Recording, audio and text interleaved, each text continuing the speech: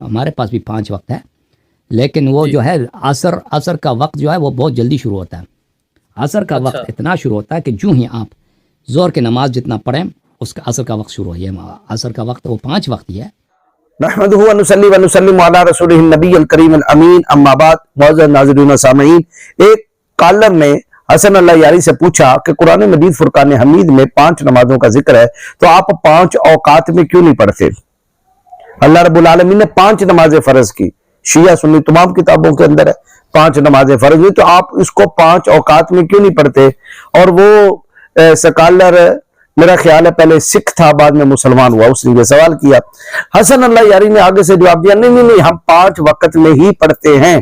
وہ 5 وقت کون سے ہیں؟ اب اس میں ظہر، کہتے ہیں ظہر تو تھوڑا جا وقت ہے، تھوڑا سا، جیسے سورج زوال کا ٹائم ختم ہوا ظہر شروع ہو گیا، اور وہ تھوڑا سا وقت ہے، اور اس کے ساتھ ہی عصر کا وقت شروع ہو جاتا ہے. یہ عصر کا وقت ہے کہ تھوڑا سا وقت، یعنی چلے 10 منٹ لگا لیں، 20 منٹ ہی لگا لیں، زوال کے بعد 20 منٹ، اور اس کے بعد وہ ٹوٹلی سورج غروب ہونے تک، شام تک جو ہے وہ عصر کا وقت ہے. کیا یہی وقت اللہ نے بیان کیا ہے؟ کیا یہی وقت حضرت تاجدار حلاتا مرتضی شیر خدا شاہ مردہ نے بیان کیا ہے؟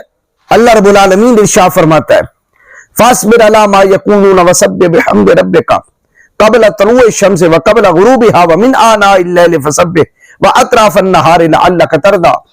فاصبر علی ما یقولون، یہ مکہ مکرمہ میں بات ہو رہی ہے کیونکہ یہ صورت بھی مکی ہے. کہ محبوب جو کفار کہتے ہیں آپ صبر کریں، وسبح بحمد ربک، آپ اپنے رب کی حمد کے ساتھ تسبیح کیجئے، یعنی نماز ادا کریں. کب قبل طلوع الشمس، سورج طلوع ہونے سے پہلے، یعنی فجر کی نماز. وقبل غروبها، اور سورج غروب ہونے سے پہلے، سورج کے غروب ہونے سے پہلے. اور وہ کون سی ہے؟ عصر کی نماز. نہ کہ زوال کے بعد، سورج غروب ہونے ڈوبنے سے جو پہلے وقت ہے وہ عصر کا وقت ہے. اور اس نے کیا بنا دیا؟ زوال کے بعد 10-15 منٹ ہے وہ ظہر کا وقت، اس کے بعد عصر کا وقت. قرآن تو کہتا ہے کہ پڑھیں مغرب، سورج غروب ہونے سے پہلے عصر کو پڑھیں، نہ کہ زوال کے بعد کا ٹائم دیتا. وہ آگے بھی ٹائم آ رہے ہیں. اور آگے فرمایا وَمِنْ آنَاءِ اللَّيْلِ، اور رات کے حصوں میں نماز پڑھیں، یعنی عشاء پڑھیں، تہجد ادا کریں. فَسَبِّحْ وَأَطْرَافَ النَّهَارِ، اور دن کے کناروں میں بھی نماز پڑھیں. اب دن کے کنارے کتنے ہیں؟ 3. پہلا کنارہ یہ سورج طلوع ہو رہا ہے، دوسرا کنارہ زوال، عین وقت کے اوپر جو سورج جوبن پہ نصف النہار پہ کھڑا ہوتا ہے اس ٹائم. تیسرا جب ڈوب رہا ہوتا ہے، جب یہ ڈوب گیا. 3 کنارے، ایک مشرق کا ایک مغرب کا، 2 کنارے ہو کر تیسرا نصف النہار کا. اور اس کے بعد جب نصف النہار میں زوال ختم ہو گیا، اور اس کے بعد فوراً ہی جو ٹائم شروع ہوتا ہے وہ ظہر کا ہے. اور عصر کا کب بیان کیا؟ قبل غروبها، اس کو غروب کے ساتھ شرط کیا کہ غروب سے تھوڑا سے پہلے. اور ظہر کو کہاں رکھا؟ سورج زوال نصف النہار کے موقع پہ، زوال کے فوراً بعد. یہ ظہر کا الگ ٹائم ہے، عصر کا الگ ٹائم ہے. اور آگے ان کے اوقات آغاز بھی ہیں، اوقات اختتام بھی ہے، وہ بھی کتابوں کے اندر بیان کیے گئے. لیکن اللہ رب العالمین نے اس صورت میں یہ بتا دیا کہ ظہر الگ وقت ہے، عصر الگ وقت ہے. اور اطراف النہار کہہ کے مغرب کا بھی الگ وقت بتا دیا، وَمِنْ آنَاءِ اللَّيْلِ کہہ کے عشاء کا بھی الگ وقت بتا دیا. پھر یہ میرے پاس نہج البلاغہ ہے، حضرت شاہ مردہ شیر یزداں، آپ نے خط لکھا مختلف گورنروں کے نام. وَمِنْ كِتَابِ اللَّهُ علیہ السلام إِلَىٰ أُمَرَاءِ الْبِلَادِ فِي مَعْنَى الصَّلَاةِ، حضرت مولا کائنات شیر یزداں، علی مع القرآن والقرآن مع علی لا یفترقان حتی یرد علی الحوض، ساقی کوثر، ساقی شیر و شربت، باب مدینۃ العلم. آپ نے مختلف امراء، حکمرانوں کے نام خط لکھے اپنے دور خلافت میں. اور آپ کیا بیان فرما رہے ہیں؟ اما بعد حمد و صلات کے فصلوا بالناس ظہرا حتی تفیض الشمس مثل مربد العنز، فرمایا ظہر کی نماز اس وقت پڑھاؤ کہ سورج اتنا جھک جائے کہ بکریوں کے باڑے کی دیوار کا سایہ اس کے برابر ہو جائے، یعنی جتنا آدمی کا سایہ اتنا ہی برابر ہو جائے. ظہر کا وقت شروع ہو گیا. اور جتنا دیوار جتنی بڑی ہے اتنا ہی دیوار کا سایہ ہو جائے، ظہر کا ٹائم شروع ہو گیا. یہ کون مقرر کر رہے ہیں؟ مولا کائنات. حکمرانوں کے نام خط لکھ رہے ہیں. اور حسن اللہ یاری کہتے جو مولا علی سے مخالفت رکھے وہ کافر ہے. تو اب اس مسئلے میں تم نے مخالفت رکھی, تم کہتے ہو زور کا ٹائم بس کتنے منٹ ہے, 10-20 منٹ ہے, اس کے بعد اثر کا شروع ہو جاتا ہے.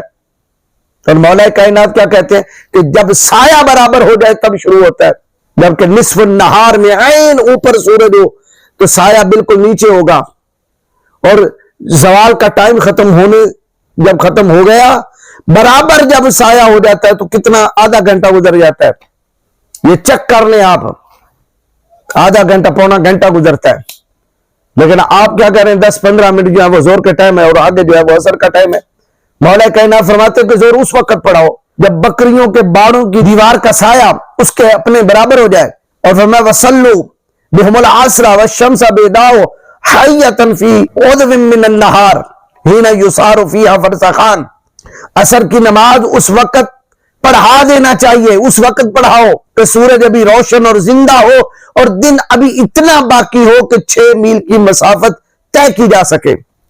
اثر کا وقت کب ہے کہ اثر یہی پڑی, اگر بندہ چلنا شروع کر دے 6 میل تک وہ چل لے, اتنا وہ کیا ہے, اور یہ چلنا بھی اونٹ پر ہے, پیدل نہیں. 6 میل کا سفر ہو جائے, اور جو 6 میل کا سفر ہو جائے وہ کتنا ہے, 1 گھنٹہ 1.5 گھنٹہ. پتا چلا اثر کا الگ وقت ہے, ظہر کا الگ وقت ہے. اور جب یہ اس وقت آپ دیکھیں تو ڈبل سایہ ہو جاتا ہے جب اثر کے اوقات شروع ہوتے ہیں. انسان کا اور دیوار کا جب ڈبل سایہ ہو جائے تو اثر شروع ہو جاتی ہے, جب ایک سایہ برابر ہو جائے تو زور شروع ہوتی ہے, اور زور وہاں سے لے کر اثر تک, اثر کے شروع ہونے تک رہتی ہے, اور پھر جب ڈبل سایہ ہو جائے تو وہاں سے اثر شروع ہو کر غروب آفتاب تک رہتی ہے. وَصَلُّوا بِهُمُ الْمَغْرَبَ حِينَ يُفْطِرُ الصَّائِمُ وَيَدْفَعُ الْحَاجُّ. اور مغرب کی نماز اس وقت پڑھاؤ کہ جب روزہ دار روزہ افطار کرتا ہے اور حاجی عرفات سے واپس جاتے ہیں. مغرب کی نماز اس وقت پڑھنی چاہیے جب روزہ دار روزہ افطار کرے. اور روزہ کب افطار کرنا چاہیے یہ آپ کو پتہ ہی ہے, یعنی اتنی جلدی مغرب ہونی چاہیے. اور عشاء کب ہونی چاہیے, وَصَلُّوا بِهُمُ الْعِشَاءَ حِينَ يَتَوَارَى الشَّفَقُ إِلَى ثُلُثِ اللَّيْلِ. اور عشاء کی نماز مغرب کی سرخی غائب ہونے سے رات کے 1/3 حصے تک پڑھاؤ. جب سرخی بالکل غائب ہو جائے, سرخی کے اندر مغرب ہے, سرخی بالکل غائب ہوگی, پوری دنیا میں اندھیرا ہی اندھیرا زمین میں جب چھا گیا اپنے پورے خطے کے اندر کہ آسمان کے کسی شفق میں کوئی لالگی نہ رہ گئی, کوئی سرخی نہ رہ گئی, ہر طرف گہرا اندھیرا چھا گیا اور رات ہو گئی, اس وقت عشاء پڑھو. یہ کون بیان کر رہے ہیں, مولا مرتضی علی شیر خدا. اب تمہارے سوا آنکھ سے سوا ہے ہی کچھ نہیں. حضرت مولا علی رضی اللہ تعالی زور کا وقت الگ بتا رہے ہیں, اثر کا وقت الگ بتا رہے ہیں, مغرب کا الگ بتا رہے ہیں, عشاء کا الگ بتا رہے ہیں, اور تم فجر بھی بڑی جلدی پڑھ لیتے ہو. اور مولا کائنات شرع یزداں فرماتے وَصَلُّوا بِهُمُ الْغَدَاةَ وَالرَّجُلُ يَعْرِفُ وَجْهَ صَاحِبِهِ. فرمایا فجر کی نماز اس وقت پڑھاؤ جب آدمی اپنے ہمراہی کا چہرہ پہچان لے, یعنی اتنی خوب روشنی ہو چکی ہو, اجالا نظر آ رہا ہو, ابھی سورج نہیں نکلا, اس سے 15-20 منٹ پہلے اس وقت جماعت کراؤ کہ ایک دوسرے کا چہرہ پہچانا جا سکے. وَصَلُّوا بِهِمْ صَلَاةَ أَضْعَافِهِمْ وَلَا تَكُونُوا فَتَّانِينَ. ارشاد فرمایا اور نماز اتنی مختصر پڑھاؤ کہ جو ان میں سب سے کمزور آدمی پر بھی بار نہ ہو, یعنی وہ اس کو بوجھ محسوس نہ کرے کہ اتنی لمبی لمبی رکھتے پڑھانی شروع کر دو. اور لوگوں کے لیے صبر آزما نہ بن جاؤ کہ لوگ اکتا جائیں. یہ حضرت مولا کائنات شرع یزداں نے اوقات صلاۃ بتائے کہ فجر کس وقت ہے, ظہر کس وقت ہے, عصر, مغرب اور عشاء کس وقت ہے. فجر اس وقت جب ایک دوسرے کا چہرہ اجالے کی روشنی میں پہچانا جا سکے, ظہر اس وقت جب سایہ برابر ہو جائے, عصر کب, جب عصر کی نماز اس وقت پڑھو جب پڑھنے کے بعد 6 میل تک کا سفر کیا جا سکے. مغرب کب, جب روزہ دار روزہ افطار کرتے ہیں. اور عشاء کب, جب پوری زمین کے اوپر اندھیرا چھا جائے, خوب اندھیرا ہو جائے اور لالگی اور سرخی نظر نہ آئے, اس وقت عشاء پڑھو. اور قرآن نے بھی اوقات کو مقرر کیا, لیکن حسن اللہ یاری کے پاس کیا ہے, کچھ بھی نہیں. اور باقی جو ان کی روایات ہیں ان کے اندر جو راوی آتے ہیں, یہ جب بیان کرے گا پھر میں ان راویوں کی طرف بھی آؤں گا, وہ کتنے کذاب اور جھوٹے اور دجال ہیں جن پر خود ائمہ نے لعنتیں کی ہیں, جن سے یہ روایتیں لے کر 2 نمازوں کو جمع کر رہے ہیں. اللہ تعالیٰ تمہارے شر سے پوری امت مسلمہ کو محفوظ فرمائے.